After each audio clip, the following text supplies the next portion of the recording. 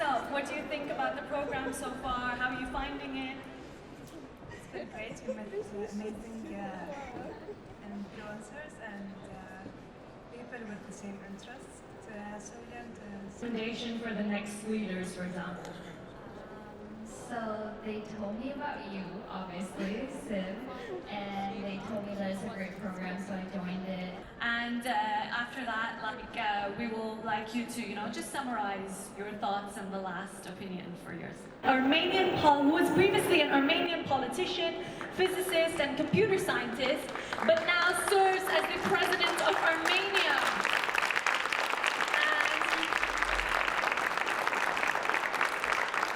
He will be delivering his keynote on how AI and technology can be leveraged upon and the future impact it will have on sustainability. Can we give him a warm welcome, please? Well, thank you very much. I would like to start thanking the organizers for inviting me to meet you. But for me, it's meeting the future. It's a time travel. I'm traveling to the future because you are the future. I hope one day, 50 years from now, one of you will be standing here and will telling the next generation about your experiences of life and what you think about future, and hope you will remember me. Just say hello from 50 years time. I will be somewhere, I don't know where. If I will have a communication channel, I will tell you where I am. But you are the future. I think in time is one of the greatest values of our life. And when we think, I'm not going to start telling you about the advantages of artificial intelligence and how the world will be changing, but I would like to start and make a small time travel with you. Let's imagine there's a time gate here, and we go through it. So I would like to take you, let's go together some 100 years ago. And we go somewhere in Armenia, in a small village, with someone, a farmer or a shoemaker, and hello Master Pedros, how are you? I'm fine. How is your life? I make shoes, it's fantastic. All villages is wearing my shoes. So what about your family, your children? Oh, they're going to inherit, it's very sustainable thing. My children will be making shoes as well, and their children will be making shoes. So what about the shoes from the neighboring village? He said, no, it's too far. The donkey will take one day to take the shoes from the next one, so they are not competitor for me. So where are you coming from? I'm coming from the future, 100 years ago. So who makes your shoes? Who is the shoemaker in your village? Sorry, I don't live in a village. I live somewhere else. I travel so much. Sometimes I wear shoes that are coming from Italy. Where is Italy? It is 1,000 village miles from your village to the next one. Take another 1,000, you'll get there. So how long the donkey has to come from there to bring the shoes for you? So no, I take the plane, I travel there, it's a couple of hours, I'm there, but I don't go, the shoes come to me. Is it by their own? No. Are you happy? Yes, I'm happy because I have a sustainable life. It's clear to me because I'm going to pass to my generation the profession that I have. And he will make shoes as well, his grandchildren. So everything is fine. Fantastic. Let's take another turn. Take the time gate, and now we are somewhere 30, 40, 50 years ago. So I go to Yerevan in Armenia. It's a beautiful city. I invite everybody to come. Very modern, a lot of nice universities, and young, bright people like you, both girls and boys. So I go there, I see someone, so how are you? I'm fine, I'm in Yerevan, I'm a professor, but are you happy? Yes, I'm very happy. What's sustainability in your life? Well, I have a son who is very talented in mathematics. I'm thinking maybe he will continue being that, but he has something else in mind because in this new world, sustainability means you get a wonderful education, you go to Moscow State University, Yerevan State University, you go to Harvard, or MIT, or Cambridge, or you go to business school. Okay, the moment you go to business school, all of the big guys are running after you, like JP Morgan, Goldman Sachs, and your son will have a fantastic life. He will live and work for a bank for 30 years, 40 years, getting fantastic salary. Everything is sustainable. The future is bright. Nothing will change. Voila. My son went to Harvard Business School. When he graduated, I invited 20 of his friends to come. This was not 50 years ago, but a couple of years ago. And asked these 20 young boys and girls, what is that you want to do? How many of you want to become an investment banker? 2 out of 20. Majority of girls and boys wanted to be entrepreneurs, to do something new, to have their own startup, or to work in a technology company, to fly to Mars. Well, that's it. I think, what does it mean? 100 years ago, sustainability. You pass on your profession or your wealth to your children, they continue keeping on the same level. What was sustainability 50, 30, 40 years ago? You get a profession in very much predictable environment world, and you think that you will be living, doing all your investment banking job for another 100 years. The beauty of this time is that we are on the crossroads of civilizations, time, new technology. Yes, what does sustainability mean today in every minute, every moment changing world? First of all, I think you cannot count on it that you do something and it will stay forever. It's like keeping your money in a bank. You keep your money in a bank, you think you are rich, you have $1 million, no. Because you'll get a couple of percentage of interest, while the inflation would be much more higher. But if you invest your $1 million in a fantastic, or 10 times 100,000 in 10 startups, would have ambition, idea, would have the passion and a vision to the future, that 100,000 will become 100 million. Like you were saying, investing $1 in new technology space will make 10 tomorrow. So sustainability in the new world, first of all, means development. Sustainability today, first of all, means not changing. It's a change. Sustainability today means also opportunity, because the less predictable is the future, the less predictable is the future, the more chance you have to succeed. There are more opportunities. So sustainability today means more opportunities, and you have to take it, because it's much more easier today. Because for someone who is in technology, who was in technology 30, 40 years ago, the path was clear. You had to go to university, to technological university, get your PhD, go to a big company, start working from bottom up. One day you become the CEO to Chief Technological Officer, be very, very successful. But today, if you are bright, if you are smart, if you are learning very quick, if you go to university and you are very energetic and you have a passion, you have a vision, because you can have a vision even much more younger. Because the age of succeeding, the age of success is becoming younger and younger and younger. Probably if you would say that someone will become a billionaire when he is 25 years ago or 30 years ago, people would laugh on you. I mean, 30 years ago, 40. I mean, this is a must, and now when I speak to young people, everybody wants to be the future Bill Gates and all the other big names as well, Steve Jobs. Because that shows that because the world is changing, the information is there. Who is succeeding? The one that knows how to take that information, absorb it, and who knows how to use it, and has the vision, has the intelligence to process it, and to go forward 30, 40 years time, see what's happening there, and come back. And then have a vision, a plan, a strategy, and then execute that every day.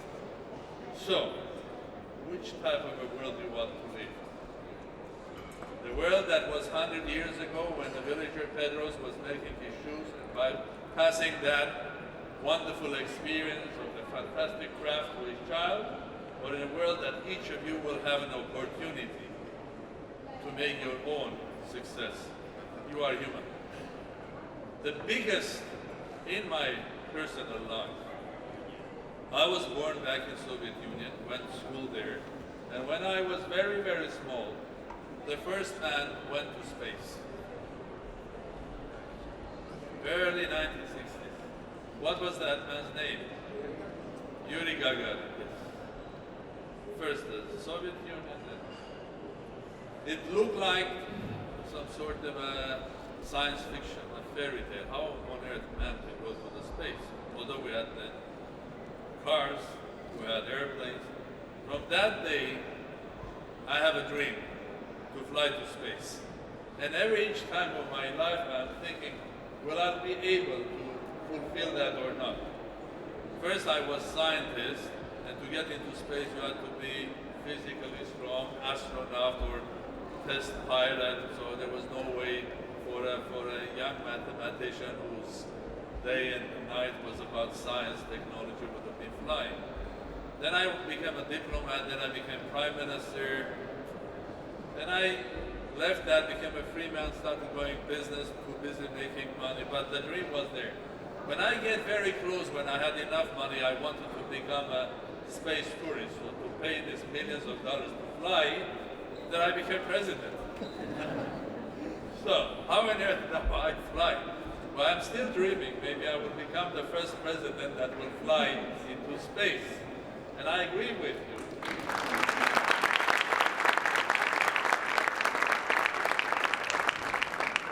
I agree with you.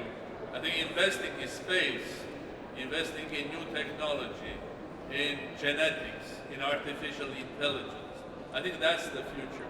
Because I agree with you. Every invested dollar will make 10, maybe 100, maybe 1,000, maybe more. Because that's where you invest. You invest in the future. You don't invest in the past. You invest in past in the form of buying antiques and paintings. But that's for pleasure. That's a long-term investment that is also pleasure. But if you want to invest really into the future, you look at the new world. Okay, let's take another time travel to the same time gate, 50 years ahead. So tell me what the world will look like. Not me, you guys. You tell me. 50 years time. Come on. Who wants to tell something? Questions? It's not a question, just, yeah, please.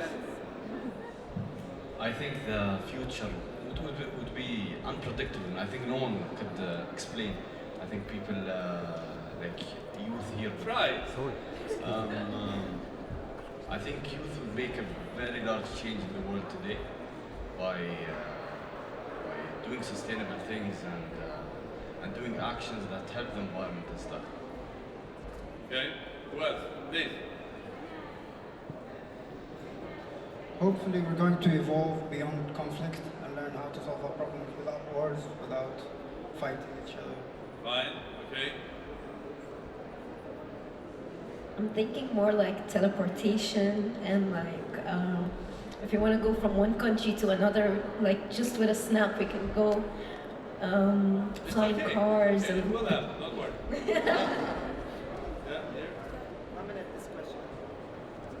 They say that a majority of the generation today, Generation Z, they'll work jobs that don't exist in the future. So I'm assuming that then jobs like working at McDonald's, Starbucks, a lot of physical labor won't exist, and hopefully it pushes people to pursue things they actually enjoy. Okay. Yeah. People would start living in different planets like Mars, and then it could happen. Yeah, and then the world will be controlled by AI and robots. Is it scary? This is scary, yeah. What? No, it's not scary. We are going to make the Good. robots. I'm with you. Okay. 20 years ago, we were imagining that after 20 years, we will be flying cars. And now we are in 2020, and now flying taxis are there by the government of Dubai. And I think after 50 years, we can go to Mars, and we can live there, we can do our own settlements there. Excellent. So, you? Yeah, go ahead. In short form, we will do the impossible. We will do impossible things. Yeah, of course. Okay. Hi, this is Halawish. I'm a mechanical and aerospace engineer. I think in the future, instead of traveling, having our vacation, traveling somewhere else, another country would be another plan. looks like you guys are like me. You want to fly to space. Most of you started talking about living on Mars, and I agree with you. That's a dream. Well, I hope this comes not in 50 years' time, but in 5 and 10, when I will be able to fly with you as well. And it's amazing. I mean, what is amazing, what is happening in this world is amazing, and it's beautiful. We shouldn't be afraid of it, because it's the same thing that the shoemaker Pedros was being afraid how the shoes could fly from Italy to Armenia. It's the guys that 50 years ago were amazed when I was telling them, okay, we'll speak on video, live, with the guys in Australia. It's impossible. Because nobody would have imagined that the whole world would be not only just the world, but a world covered with the whole network of electronic connections, and for us to speak to each other from Australia here is nothing. It's just an ordinary life. I think I couldn't explain to them that everyone living on this planet today will have two lives. One is their real life, the other one is a virtual life. Some of that virtual life for some people will be fake as well, because they will start believing in fake news or fake things. So it's a combination of real, and it will be more difficult to explain to them that the old tradition of politicians, politics, but was always connected with entertainment, because even you go back 2,000 years ago, I think in old Greece or in Egypt, even in Rome, the Caesars had to speak to the people, entertain them. They had to have gladiators. They had to have food distributed. So there was always a combination of politics and entertainment. But today, politics, entertainment are the same on television, on Twitter, on Instagram. So the world is changing, but in essence of human values is more or less the same. So we shouldn't be worried or frightened of it. The things will change much more rapidly. Okay? The shoemaker thinking 2-3 generations will not happen, because the things will change every day. But it is amazing that we're living in an age when your country here is not dreaming, but has a specific agency that is working on flying you guys up. It's amazing that only in 1960s, 70s, 80s, only 2 superpowers could have sent people outside into the space. Then Europe joined. Now individual companies are thinking of doing that. Then individual small countries will do that. So flying to space will be something new. 30, 40, 50 years ago, everybody was scared. Computers are coming, we will lose jobs. No, computers created hundreds of millions of jobs. Artificial intelligence is coming to help your natural human intelligence, which is a million times more powerful than any artificial intelligence. Don't worry about that. It will help you to create robots. So instead of having your physical, it will multiply your physical strength, because you will use robots or robotic accessories to do jobs that you would never do yourself. It will make your life and your life much more creative. So you will not be doing physical things, you'll be creative. You'll be creating cars. Most of the people will not making cars, because making the car will be for 2 robots in a shopping mall in 2 hours. You take your kid to the cinema to have a Burger King, and order the car. You come back, your car green, electric car, 300 spare parts, assembled with 2 robots. The color you like, the power you like, and so on. You take the car, you go. No, I'm sorry. The car takes you and you go, because it will be electric and self-driven. You will not drive them. Okay? You will look at your country from a different height. Imagine you look at UAE, not from here, to the Gulf, to the small states of the Gulf, which are basically developing very, very fast. You have to realize that this is no longer a desert, no longer finished. You look at it from outside, and you will have a completely different perspective. Your life will change, the way you run your health. And I'm so happy, because you see the signs of that. We have started realizing that we benefit from industrial revolutions, but in the meantime we destroyed the climate and the nature. But using the same technologies that we have created during these hundreds of years, we will be able to basically heal the wounds of the world. I mean, because we will not burn oil, because oil is a valuable asset. We shouldn't burn it. There are so many chemicals inside. Because what the energy that we need, we can get easily from the sun, from the wind, from even nuclear fusion, not the normal nuclear that we are having here, and UAE is building one here as well, and Armenia has one, but in the fusion that will be like small suns in our courtyard, giving fantastic energy. So we will not need to make this world much more sort of a dirty. We will start cleaning it up using the technology and your talent. So there are, I said it yesterday, it's a three-dimensional solution for healing the world and taking us forward. First is the technology that the genius of mankind has created, and you will continue doing that. There'll be much more, millions of Albert Einsteins from you, because worldwide there were 5,000 people thinking about physics. One of them became Einstein. Now there are millions of people thinking about physics. There'll be many Einsteins. Second, the human potential. And that human potential which is not used is the talent of young people and also the great talent of young ladies.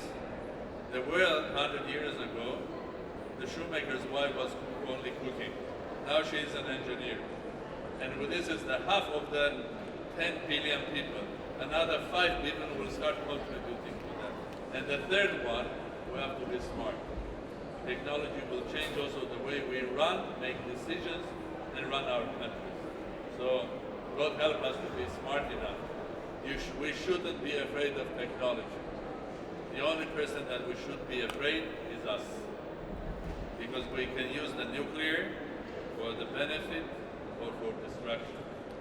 We can use any great idea for benefit or destruction. So there is one message to you. The most important value is your human value, your integrity, your humanity. Don't be afraid of anything. Do not.